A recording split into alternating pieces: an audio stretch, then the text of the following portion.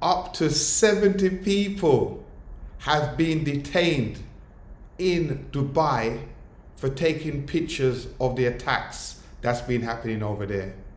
Now, anybody that's been to Dubai knows that you shouldn't be taking these random photographs or videos. So I ain't gonna say no more. Let's go over to LBC News and hear what they have to say about what's happening over in Dubai. Man, it's scary. Can't even use your mobile nowadays. John in Wales, stop feeling sorry for these idiotic Brits in Dubai. When will Brits learn to respect the laws in other countries? No sympathy. John in Wales, stop feeling sorry for these idiotic Brits in Dubai. When will Brits learn to respect the laws in other countries? True. Les in Buckinghamshire, if you go to these countries, you abide by their rules. When you're in the same room as a bear, you don't poke it with a stick. I kind of agree with that, you know. When you go to Dubai, you have to find that it's a Muslim country. They do things different from the UK, okay? You find out how they operate. Find out if you can go around taking photographs of people, which you can't, and then you will know not to do it. It's crazy. People just go into another person's country and do what they want to do. It doesn't work like that. Jonathan in Deal, the UAE is a place where people might be maimed or even executed for crimes that would carry a prison sentence in the UK. Don't expect kind treatment for breaking their laws. True. And as many as 70 Britons could have been locked up in there for taking photographs and videos of drone and missile attacks. You might have seen this in one of your newspapers yesterday, the Mail on Sunday. Tourists, cabin crew have been detained in police cells and prisons, in some cases denied sleep, food or even medicine. Now that's bang out of order. You can't be locking up people, not giving them no medicine, not giving them no food. I think in those countries, you know, I think they'll just lock you up and you won't see them for even 24 hours. They don't care. Once you're in prison, you're just a number. Again with David Haig. Now he's founder and managing director of Dubai Watch. We spoke a couple of weeks ago. It's a UK-based human rights watchdog. Good to have you on again, Mr. Haig. Just a little bit more background and detail on the story we're discussing. What more do we know about these unfortunate individuals? Morning to you. Morning, good morning. And it's, you know, I wrote an article, I think, a couple of weeks ago for the Mail, expressing my concern when I saw influencers, Brits, holidaymakers posting pictures online of the attacks in Dubai, which of course make Dubai look a very unsafe place to go on holiday. That's what it is. Once they post these pictures, it's gonna make the place look like it's unsafe, and then the tourism is gonna go down, and you cannot be doing that in Dubai. You will get locked up. To open a business, and so I saw a problem coming, and it's only taken a few days for that problem to come. But Brits are detained there at the moment for taking pictures, and not just for taking pictures. What is, I think, quite concerning what's happened. So say, for instance, if a missile or a missile interception debris hits a building, the police have been going into the building and going into the apartments, and people around knocking on their doors, asking for demanding their phones, and if they've got pictures of the attacks, arresting them just for having a picture of an attack on your phone, not even spreading it because they need to investigate. So even if you didn't take the picture, as long as it's on your phone, you go in jail. Got on a normal day, the police system there, the courts, they're very chaotic, they're very overwhelmed. You can imagine now in a country with effectively bombs or interceptions of bombs dropping. Crazy. And massive numbers of not just Brits but other nationalities being arrested for what they call cybercrime.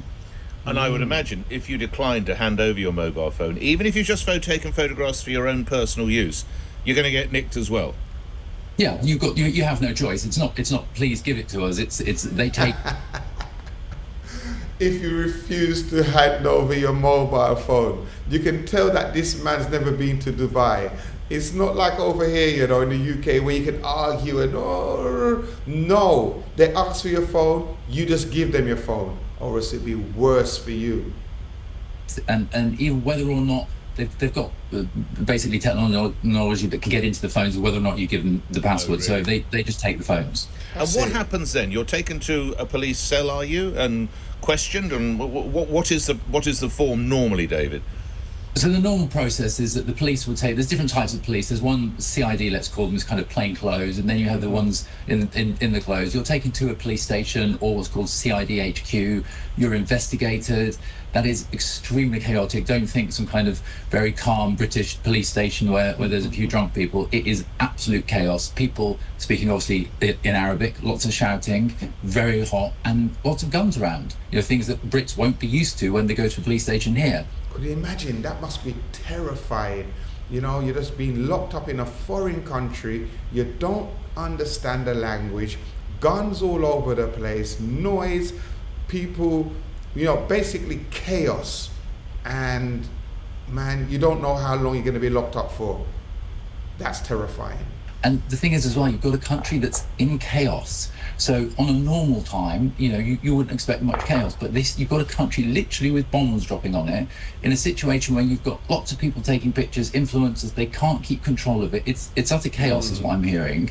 And because of the overcrowding of jails on a normal day, which is obscene. So imagine you've got a cell that's perhaps built for 20. It's normal, without what's happening now, to have 80 in that. So you can imagine what it's like now.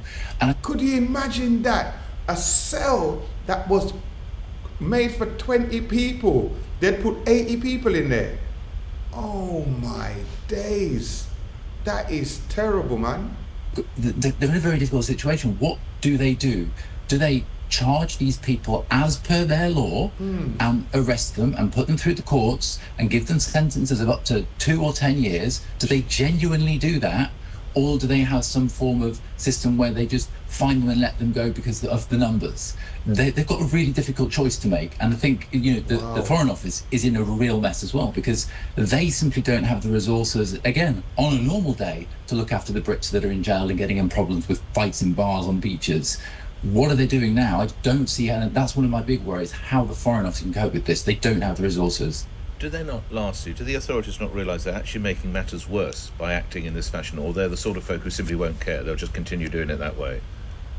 Well, that's the problem, you see. You know, if I was advising them, I would say to them, just give all of these people 100 dirham fine, which is, you know, £20 fine, and let them go.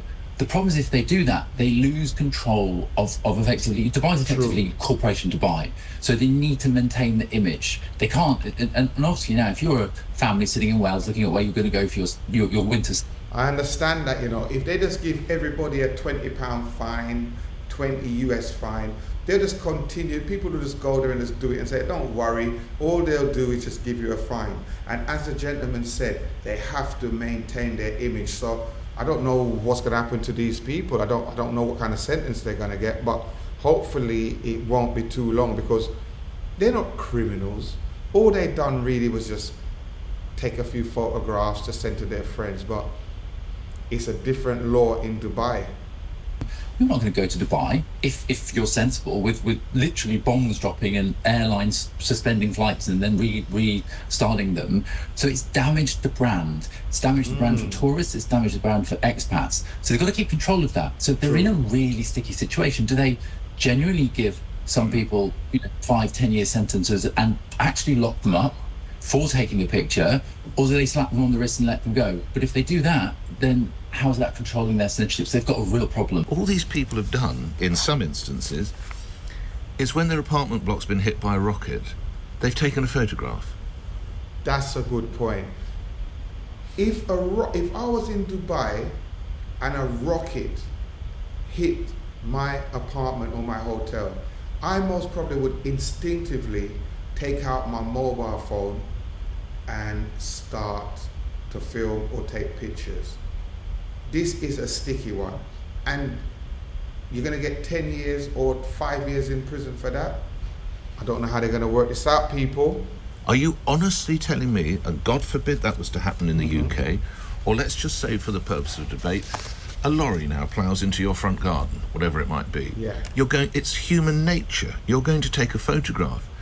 If these Brits, as some of you describe, these Brits who aren't respecting local laws, running international spy networks, I could understand it. And even, although I don't hold with it, but if they were suddenly to start, I don't know, influencer channels, say the truth of Dubai, again, I wouldn't back it, but I could understand that all they've done is take a photograph for their own personal use. Yes. They've not sent it to friends or family back in the UK. They've not used it on an influencer site, and they've still been nicked. If you call that obeying local laws, no, that's censorship. It's for their own personal use. Those folk, I think, need to have... Mate, you can say that. If you think that's it, then you go over there and you just take the pictures and you think what will happen to you. You're not the law, mate. The law is over there, and what they're saying is no pictures. But I understand what you're saying. But they cannot do it. They cannot take pictures. So just don't do it. Think about that. John in Wales. My days. Listen, let me switch the screen and have a quick talk with you guys. Listen, let me encourage anybody that's watching this video, or if you decide to go to Dubai one day, do not do what you want to do. You cannot just walk around with your camera like this, taking photographs of this, taking photographs of that. You not even videoing the people. They don't. Some of them don't like it.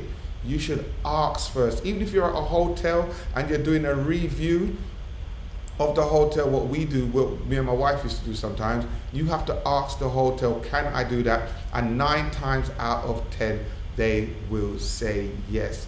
You can't go over there and say, oh, well, when I'm in the UK, this is what we do. We do it like this in the UK. There's no harm in me taking a little picture just for my personal use. You're saying this for your personal use, but they don't know what you're going to do with the pictures. Listen, stick to the laws when you go to these countries and you'll be okay. Man, all I've got to say right now, you know, the 70 people that's been locked up, all we can do is pray for them. Pray for them, because they're not criminals. They've done something wrong in the eyes of the laws in Dubai, but they're not criminals. They're not robbing, they're not stealing, they're not thieving. They just took photographs which they wasn't supposed to take. So I'm going to end the video right here, right now. And what you can do is put some prayers in the comment section, praying for these people, so that they can come back home. Or if you think that, well, serves them right, they should be listening, they shouldn't have done taking the pictures, put it in the comment section why you believe that it serves them right, or why you believe they should be locked up. You know, just comment and let us hear your thoughts on this situation. So I'm going to end it right here. Don't forget to like, don't forget to share, don't forget to comment. Very important, comment, so we can get this video in the algorithm. God bless you all, and hope to speak to you again very, very soon.